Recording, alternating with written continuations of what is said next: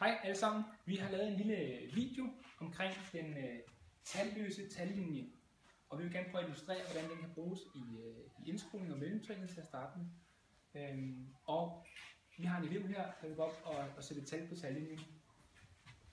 Han er rigtig dygtig. Jeg starter med at placere det herovre. Det var flot.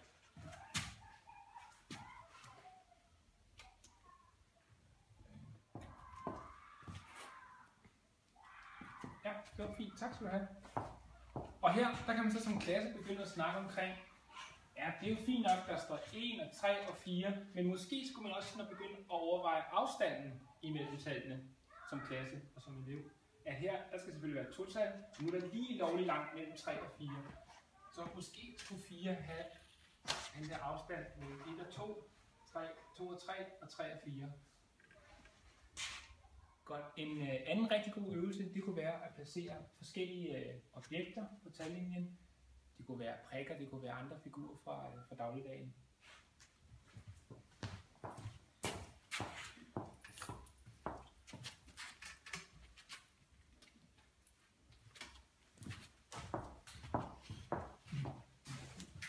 Og her kan man snakke om, at det er rigtig godt at få flere repræsentationer i spil. Det kunne være 3 mænd, der bliver placeret på tallet 3. Men hvis det her er en sammenhæng. 4 prikker, det hører sammen med 4-tallet. Og her har vi 5 stjerner, der så hører sammen med 5-tallet.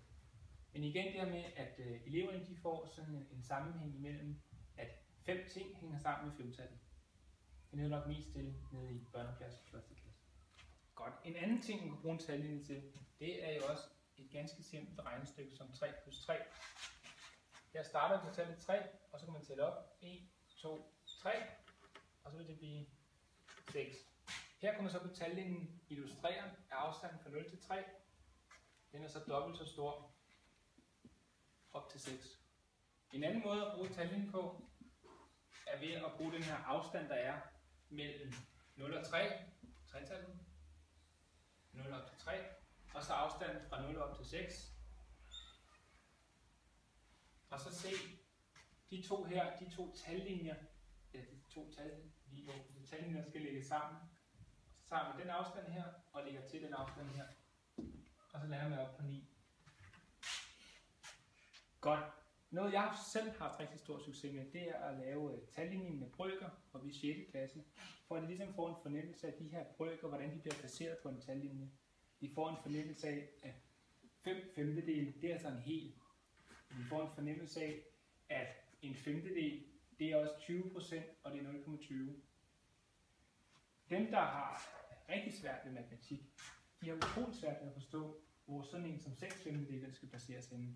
Og der har det hjulpet dem rigtig meget, at tallinjen sådan kom i spil, at de selv kunne få lov til at hænge den op, og selv sjusse sig frem til, hvor skulle den være henne. Okay, 6/5, den skal faktisk være større end 1.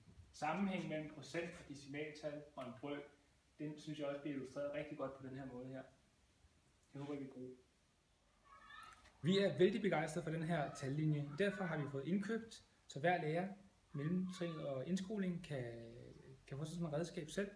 En snor, dejlig masse kort og en masse klemmer. Og så kan man bare komme i gang, og så vil vi meget gerne høre, hvilke idéer I selv kommer med, så vi kan udvikle den her tallinje. I kan hente materialet hos Søren eller mig.